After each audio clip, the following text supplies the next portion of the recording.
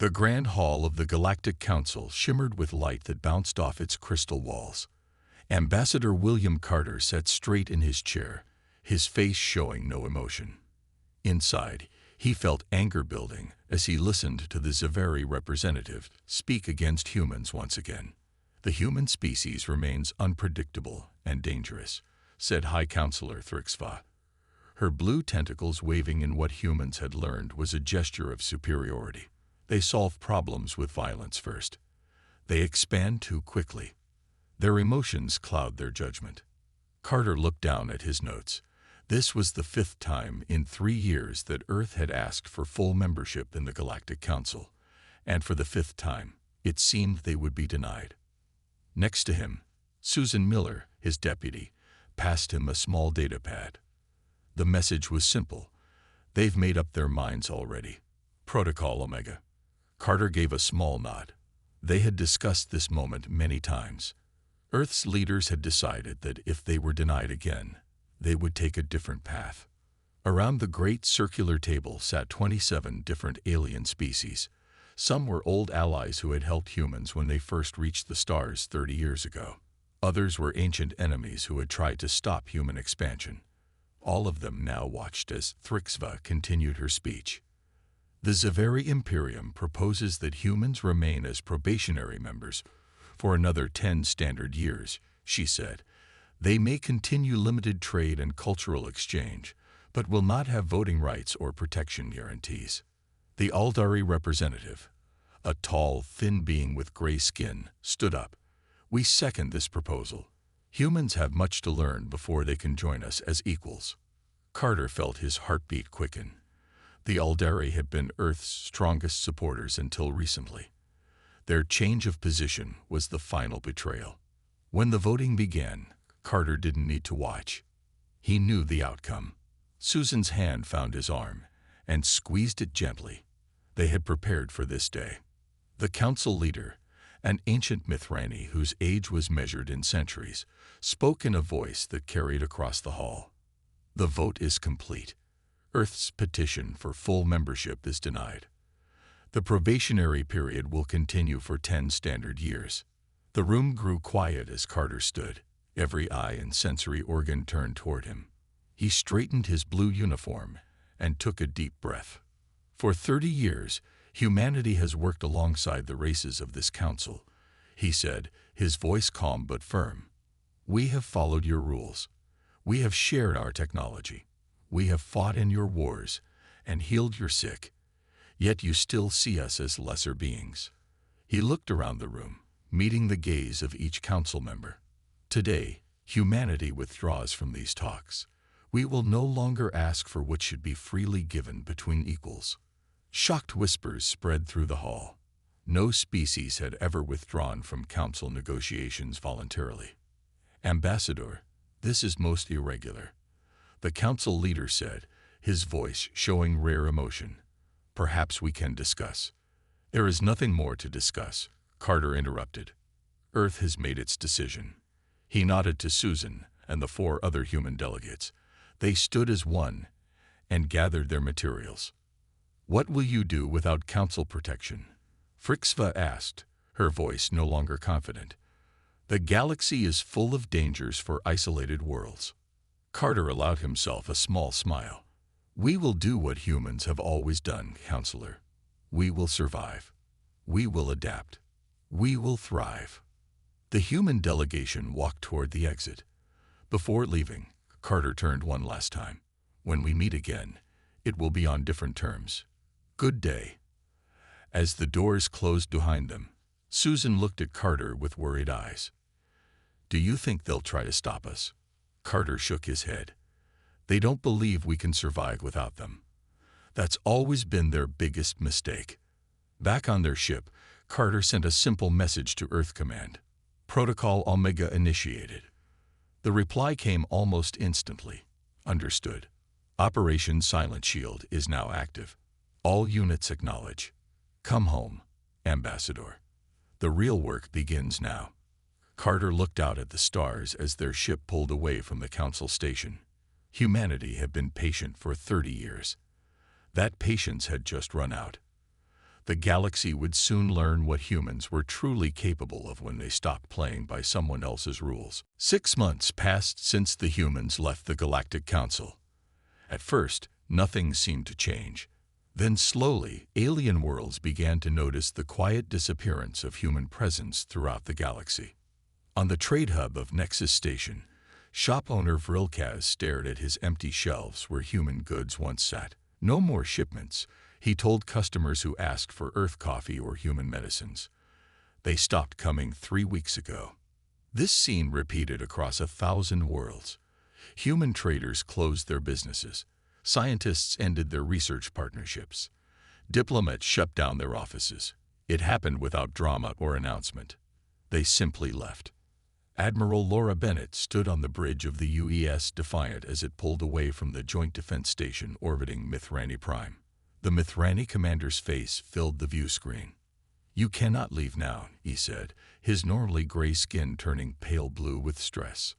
"Our sensors show Krelll ships testing our borders. We need your patrol ships." Bennett gave him a polite smile. "As the Council has made clear, humans are too unpredictable to trust with important defense matters.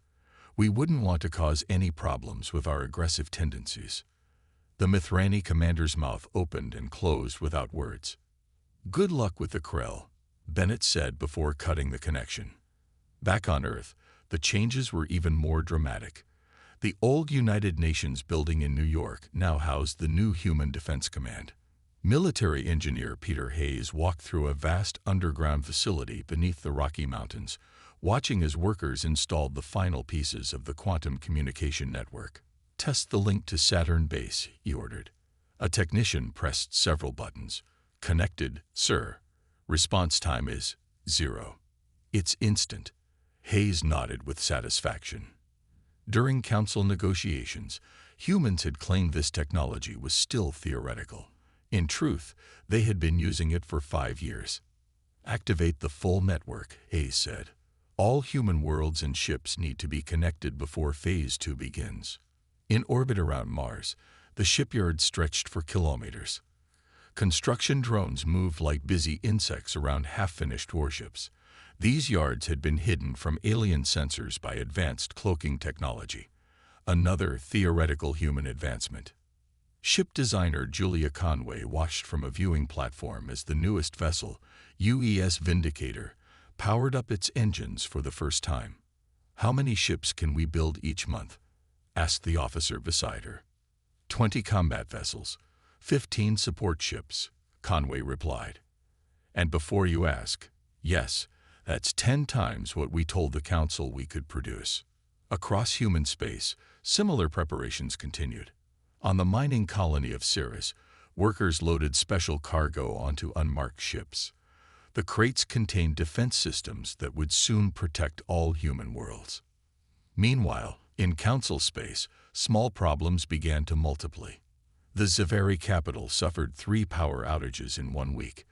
All dairy food processing plants reported unexpected system failures.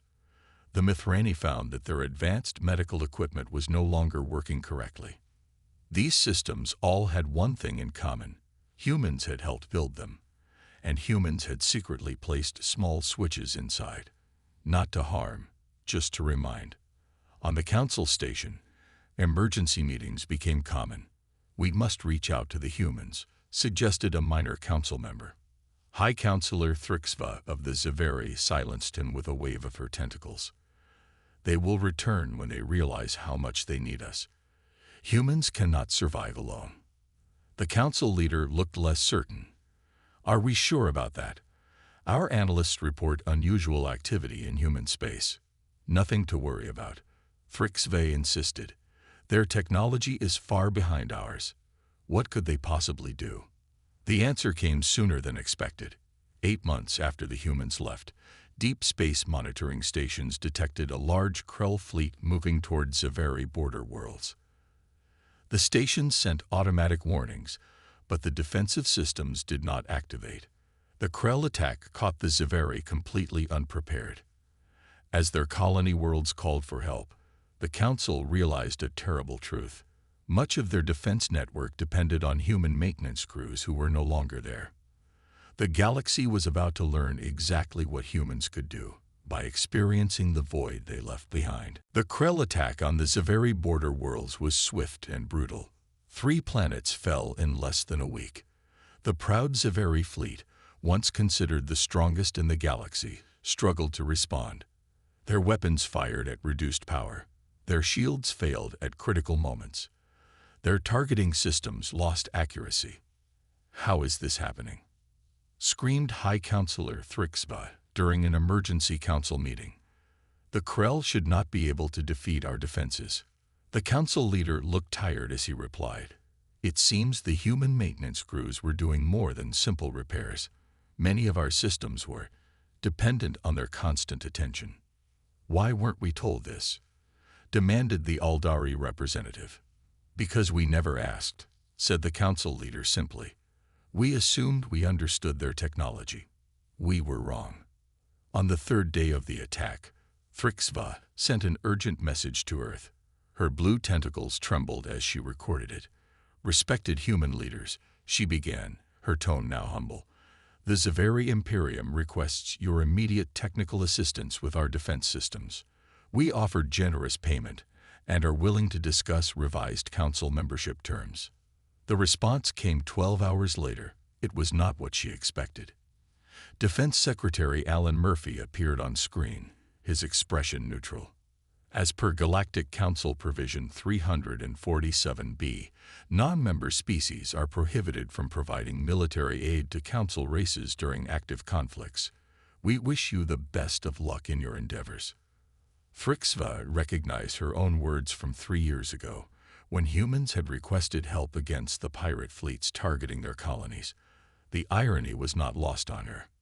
Meanwhile, on the mining colony of Proxima Centauri B, Chief Engineer Rebecca Wilson worked inside a massive control room. Screens around her showed the status of Project Aegis, a planetary shield technology that the Council had declared impossible to build. "Final power calibration complete," reported her assistant. "Shield harmonics are stable." Wilson nodded and pressed her palm against the activation panel. A soft hum filled the room as energy began to flow. "Projecting shield now," she said. Outside, the sky above the colony shimmered as an invisible dome formed around the entire settlement. Similar domes activated simultaneously on every human world and outpost. Wilson sent a simple message to Earth Command. "The umbrella is open." In human space, life continued with surprising normalcy. The markets stayed stable. Food remained plentiful. New innovations appeared almost weekly.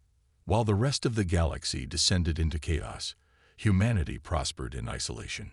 Ambassador Carter, now serving as special advisor to the president, sat in his office on Earth reviewing reports from hidden observation posts throughout Council space. "The Krelll have taken 5 more Zaveri systems," said Susan Miller, who had been promoted to intelligence director. "They're moving faster than we predicted." Carter nodded. "And the Council response?" "Fragmented. The Aldari sent token forces. The Mithrani are holding back their fleet. Everyone is protecting their own borders first." Carter wasn't surprised. Without humanity as a unifying force, old rivalries were resurfacing. "What about our preparations?" he asked. Susan handed him another datapad. "Project Aegis is operational across all human territories. The new fleet is ahead of schedule. We'll have 300 ships ready within 2 months. And the special projects you authorized are showing promising results." Carter looked out his window at the rebuilt skyline of Washington, D.C. Only 10 years ago, alien ships had bombarded the city during the First Contact War. The aliens had expected humans to surrender quickly. They had been wrong then, too. "Send word to all our outposts," he said. "Increase surveillance but maintain radio silence. We watch and wait." "For how long?" Susan asked. "Until they realize they need us more than we need them." Across the galaxy, the notorious Scythian pirates watched the chaos with great interest. They had avoided human space since a disastrous encounter 5 years earlier. But with the humans gone, and the Council races distracted by the Krelll, new opportunities appeared. The trading routes near Centauri are unguarded. said Pirate Lord Draz to his captains. "We take human colonies first, then move toward Eldari space."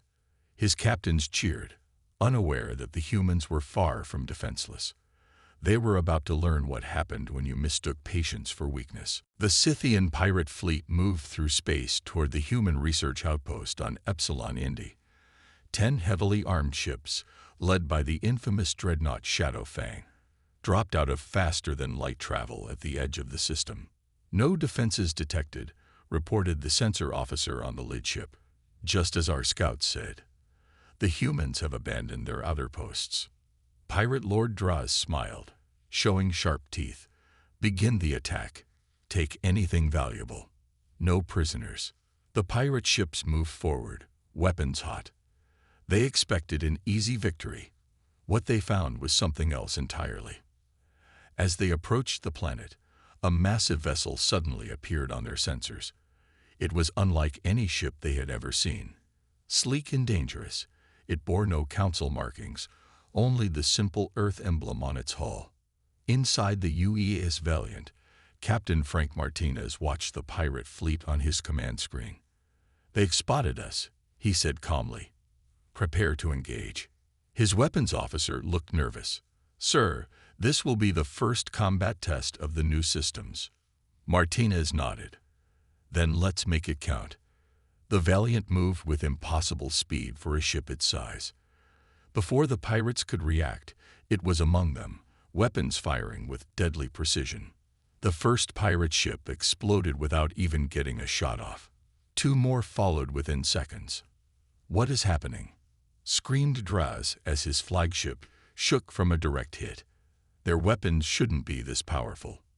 The Valiant continued its attack, moving in ways that defied normal space physics. In less than 5 minutes, 7 pirate ships were destroyed. The remaining 3, including Draz's flagship, turned to flee. "Let the Shadow Fang escape," ordered Martinez, "but disable the others." The Valiant fired once more, crippling 2 pirate vessels with surgical precision. The Shadow Fang limped away into faster-than-light travel, carrying news that would soon spread across the galaxy. Human space was not defenseless. It was a fortress guarded by monsters. Meanwhile, on the Galactic Council station, an emergency session was in progress. The Krelll had pushed deeper into Zavari space, and their advance showed no signs of slowing. "We must unite our fleets," argued the Mithrani representative. "Only together can we stop the Krelll." "Easy for you to say," snapped Thrixva. "Your worlds are not burning." In the observer section, Ambassador Nicole Wright sat quietly taking notes. She had been sent by Earth as a silent witness to the Council's struggles. Several Council members had tried to approach her for private talks, but she politely deflected them all. After the session, the Aldari representative cornered her in a hallway. "Please," he said, his gray skin looking more pale than usual. "Our analysts say the Krelll will reach our space within months. We need human technical assistance." Wright gave him a small professional smile. "I understand your concern, Representative. However, as the Council has repeatedly pointed out, humanity is still developing the maturity needed for galactic citizenship. We are clearly too aggressive and unpredictable to be trusted with such complex matters." The Aldari's eyes widened at hearing his own words from previous sessions thrown back at him. "That was politics," he whispered. "Surely you understand we didn't mean." "I understand perfectly," Wright interrupted. "Now if you'll excuse me, I have a report to file." Back on Earth, President Clark reviewed the Valiant's battle data with his military advisors. The new ship had performed even better than expected. "What about the Krelll situation?" he asked. Defense Secretary Murphy displayed a galactic map showing the Krelll advance. "They're moving exactly as we predicted. Another month, and they'll control a quarter of Council space. And our preparations?" "On schedule, sir. If we choose to intervene, we can deploy within 48 hours. The President nodded, his face serious. "Keep monitoring. We'll let the Council struggle a bit longer. They need to understand what a galaxy without humans truly means." Meanwhile, News of the Valiant's victory over the Scythian pirates spread quickly through the underworld channels. Overnight, attacks on human shipping stopped completely. The message was clear: Earth was not weak. It had only been waiting. 1 year after humanity's exit from the Galactic Council, the effects rippled through every corner of the galaxy. Markets once filled with human goods now stood half empty. Medical facilities struggled without human-made medicines and equipment. Mining operations slowed without Earth's advanced drilling technology. On the Ziveri homeworld, food riots broke out in 3 major cities. The planet had become dependent on grain imports from Earth colonies. Now those shipments had stopped completely. The situation is becoming critical, reported an Alderi economic advisor to the Council. 17 key resources previously supplied by humans are now severely limited. 6 are completely unavailable. Thrixva, once so confident, now looked constantly tired. Can we not produce these resources ourselves? The processes were designed by humans, explained the advisor. We focused on other technologies, believing trade was more efficient than trying to match their production methods. In his lab on Earth, Dr. Ryan Cooper reviewed reports of the growing crisis. As head of Earth's scientific directorate, he had the authority to authorize limited humanitarian aid. Send medical supplies to the outer colonies, he told his staff. Focus on civilian populations, especially on worlds with children. Avoid official channels. We don't want the Council taking credit. His assistant looked surprised. We're helping them, after how they treated us. Cooper's face remained serious. We're not at war with ordinary people who are suffering, just with the leaders who dismissed us. Remember that difference. Meanwhile, the Mithrani, facing severe economic pressure, sent a secret delegation to Earth. They landed in a remote area of Australia, away from official spaceports. General Sandrick Kelly met them in a simple meeting room. The Mithrani ambassador seemed nervous as he placed a data crystal on the table. This contains detailed information about Council defense plans, he said. In exchange, we request a separate alliance with Earth. The Council is failing. We must look to our own survival. Kelly studied him without expression. The Mithrani were among those who voted against our full membership. The ambassador's hands trembled slightly. A mistake we deeply regret. We see now what we lost. Kelly picked up the crystal, but made no promises. When we return to galactic affairs, it will be on equal terms with all advanced species, or with none. We won't create new divisions by choosing favorites. The ambassador left disappointed but not surprised. The humans had changed. They no longer needed allies. They needed respect. On the front lines, the Krelll continued their advance. Their warships now controlled nearly a fifth of what had once been Council space. Intelligence Officer Daniel Green monitored their movements from a hidden observation post. They're deliberately avoiding human territory, he reported to Earth Command. Every time their patrols get close to our borders, they change course. The reason became clear when Green's team intercepted a Krelll command transmission. Their supreme leader had issued a simple order: do not engage the humans. Focus on the weaker species first. Even humanity's enemies had learned to fear them. Back on the Council station, member worlds argued constantly. The Ziveri blamed the Alderi for inadequate military support. The Alderi accused the Ziveri of withholding critical resources. Minor species began threatening to leave the Council completely. During one particularly heated session, the Council leader collapsed from stress.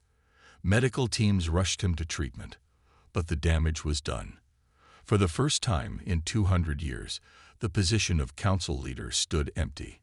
On Earth, President Clark discussed the situation with his advisors. The galaxy is entering a resource crisis. How does this affect our plans? Chief Economic Advisor Olivia Brown displayed projection charts on the wall screen. We predicted this. Without human trade, key sectors of the galactic economy are failing faster than expected.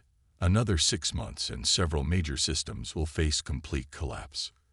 And our own situation? Stable and improving. Our internal production has increased by 30%.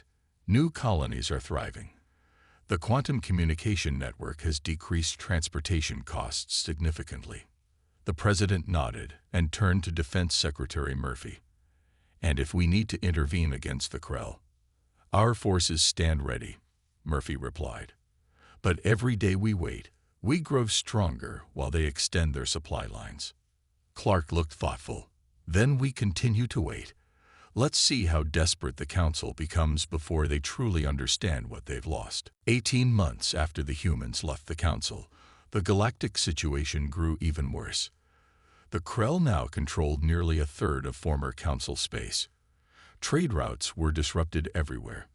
Once wealthy worlds faced shortages of basic supplies. On the Aldari homeworld, the High Council gathered for an emergency meeting. Their tall, gray bodies looked thin and tired as they debated their options. "We must ask the humans directly for help," said First Minister Zarax, once a strong voice against human membership. "Our pride has cost us too much already." "They will demand a high price," warned another minister. "Perhaps council leadership. If that is the cost of survival, we should consider it," replied Zarax. Similar conversations happened across the galaxy. Species that once looked down on humans now spoke of them with a mixture of fear and respect. Stories of advanced human technology spread from world to world, growing more fantastic with each telling. On Earth, President Victoria Harrison addressed the United Nations, her voice strong and clear. "For too long, humanity was treated as a junior partner in galactic affairs," she said. "We offered friendship and received condescension. We shared our innovations and were told we had nothing of value. That time is over." The gathered representatives applauded as she continued. "In the 18 months since we turned our focus inward, human advancement has accelerated beyond all predictions. Our scientists have made breakthroughs that would have taken a century under the Council's restrictive research protocols." On screens behind her, images showed new human cities, advanced ships, and technologies that seemed almost magical. "We will return to galactic affairs," Harrison promised, "but on our terms, as equals, not as servants, as partners, not as children to be guided." The speech was not broadcast beyond Earth, but news of human progress leaked out through various channels. The Council races watched with growing unease as humans pulled further ahead. On the Council station, an unofficial delegation from the Zavari Imperium prepared to depart for Earth. They had finally admitted they needed help against the Krelll. But before they could leave, a surprising visitor arrived. Council Chairperson Zex Tull, who had taken over after the previous leader's collapse, received an urgent message. A human ship had docked at the station without warning or permission. Director of Intelligence Kevin Rodriguez walked confidently through the station corridors, flanked by 4 silent officers in crisp Earth uniforms. He had not requested this meeting. He had simply arrived. Zex Tull tried to maintain dignity as he greeted the human. "Director Rodriguez, this is unexpected. I came to extend an invitation," Rodriguez said calmly. "Earth will host talks regarding the Krelll situation. One representative from each major council race may attend." Zex Tull blinked in surprise. "You are offering to help us." "We are offering to discuss the situation," Rodriguez corrected. "President Harrison believes the time has come to consider our position." "And what would Earth want in return?" Zex Tull asked cautiously. Rodriguez's expression remained neutral. "That will be part of the discussion." The Earth delegation left as quickly as they had arrived, leaving the Council in disarray. Some members wanted to reject the invitation out of pride. Others saw it as their only hope. "We have no choice," Thrixba finally admitted. "The Krelll advance faster each day. Our defenses continue to fail. We need the humans." 3 days later, representatives from 7 major council races arrived on Earth's moon. They were taken to a newly built facility that showcased human technological advancement. During the tour, the Aldari representative gasped as they passed a hangar filled with ships unlike anything he had seen before. "What are these?" he asked their guide. Director Rodriguez smiled slightly. "Just a small part of our home defense fleet. We have others you won't be seeing today." The message was clear.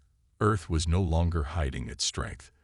The humans had spent 18 months building up their forces while the Council crumbled. Now they were ready to re-enter galactic politics, not as supplicants, but as saviors. In the main conference room, the alien representatives took their seats, nervous and uncertain. They had come expecting to negotiate. Instead, they were about to receive terms. 2 years after humanity's exit from the Council, the galaxy faced its darkest hour. The Krelll hierarchy now controlled nearly a third of what was once Council space. Their warships pushed deeper into civilized systems each day. On the Galactic Council station, the emergency alarms had been ringing for so long that many had stopped noticing them. Council members argued endlessly about what to do. "We have lost 27 more worlds this week," reported the military advisor, his voice flat with exhaustion. "The Krell's Supreme Commander has issued a final demand. Surrender all territory within the Outer Rim or face complete destruction." The room fell silent. This was no longer about politics or pride. It was about survival. Frixva, once so proud, now looked broken as she spoke. "We must formally request Earth's assistance. There is no other option." The Council voted quickly and unanimously. For the first time in its long history, the Galactic Council officially asked a non-member species for military aid. The message reached Earth within minutes, transmitted through the quantum communication network. President Harrison reviewed it with her advisors. "They're offering immediate full membership and unrestricted access to Council archives," said Secretary Murphy, "plus exclusive mining rights in 12 systems." "Too little, too late," commented Ambassador Carter, who had warned about the Krelll threat years ago. "They only reach out now because they have no choice." President Harrison nodded. "Prepare the fleet. It's time to show the galaxy what humanity has become." 3 days passed with no response from Earth. The Council members grew increasingly desperate. Then, without warning, Admiral Gregory Foster arrived at the Council station with a small delegation. The Council chamber, normally filled with debate, fell completely silent as the human admiral walked to the center podium. His uniform was simple, but his presence commanded attention. "Humanity will address the Krelll threat," Foster stated, his voice calm and measured. "Not as members of your council, but as defenders of galactic stability." Frixva leaned forward. "What do you ask in return?" "When this crisis has passed, we will establish new terms for interspecies cooperation, based on mutual respect and genuine equality," Foster replied. "The old council system is finished. What follows will be different." Before any could protest, Foster activated a small device. A holographic display filled the center of the chamber, showing a galaxy-wide map with thousands of small blue lights. "These are human ships," Foster explained. "We've maintained a hidden fleet within Council space for the past year. They've been waiting for this moment." The Council members stared in shock. No one had detected these vessels. No one had suspected humans had such numbers or such technology. "But how will you defeat the Krelll?" asked the Aldari representative. "Their main fleet has over 500 warships." Foster allowed himself a small smile. "Watch." Across the galaxy, human vessels emerged from stealth mode. Around threatened worlds, Earth ships appeared as if from nowhere. In deep space, massive human battleships decloaked near Krelll supply lines. On the Human Command Ship Defender, Chief Strategist Linda Martinez coordinated the galaxy-wide response. Her fingers moved across control panels as she sent encrypted orders to fleet commanders. "All units in position," she reported to Earth Command. "Operation Safeguard is active." The first battle lasted less than 20 minutes. A Krelll attack fleet approaching the Aldari colony of New Haven found itself suddenly surrounded by human warships. The Krelll weapons, so effective against Council defenses, barely scratched the human shields. Similar scenes played out across dozens of systems. Human vessels used technologies the Council had never seen. Weapons that bent space itself, shields that adapted to enemy attacks, drives that moved ships faster than should have been possible. On the council station, the assembled representatives watched the battle feeds in stunned silence. Their fear of the Krelll faded, replaced by a new realization. They had never truly understood humanity's potential. They could have deployed these forces at any time, whispered HFY. They let us suffer first. They'd wanted us to understand. The Mithrani representative nodded slowly. And now we do. The galaxy will never be the same. The Krelll surrender came just 4 days after the human fleets engage. Their once mighty armada lay in ruins, scattered across a dozen star systems. The supreme commander of the Krelll, a being who had promised to crush all opposition, now sat quietly at a conference table aboard the human flagship Defender. The terms are simple, said Admiral Foster. You will withdraw from all occupied territories. You will pay reparations to the worlds you damage. And you will never again threaten civilized space. The Krelll commander signed the document without argument. He had seen what human weapons could do. There was no choice but surrender. As news of the victory spread across the galaxy, people of all species celebrated in the streets. On worlds recently freed from Krelll control, they spoke of humans as saviors. The species once dismissed as too aggressive and unpredictable had saved them all. 1 week after the Krelll surrender, representatives from every spacefaring race gathered on Earth. The old council chamber had been too small, too tied to the past. This meeting would create something new. The gathering took place in a massive crystal dome built specially for the occasion. Through its clear ceiling, the stars shone brightly, reminding all present of what they shared. Ambassador William Carter, the same man who had walked out of the council 2 years earlier, took the center stage. Around him sat former council members, now humbled by recent events. Beyond them were representatives from minor species never before included in galactic governance. Humanity did not withdraw out of spite or fear, Carter explained, his voice carrying through the silent hall. We withdrew because we needed to find our own path. The old council system was built on dominance and dependency. The new galactic alliance we established today will be founded on cooperation and mutual advancement. He gestured to the document displayed on screens around the hall. The Charter of the Galactic Alliance contains 3 simple principles: equality among all sentient species, mutual defense against external threats, and shared technological advancement. No race will be held back. No voice will be silenced. The former council members looked uncomfortable, but they raised no objections. They had seen what happened when humanity was pushed aside. They would not make that mistake again.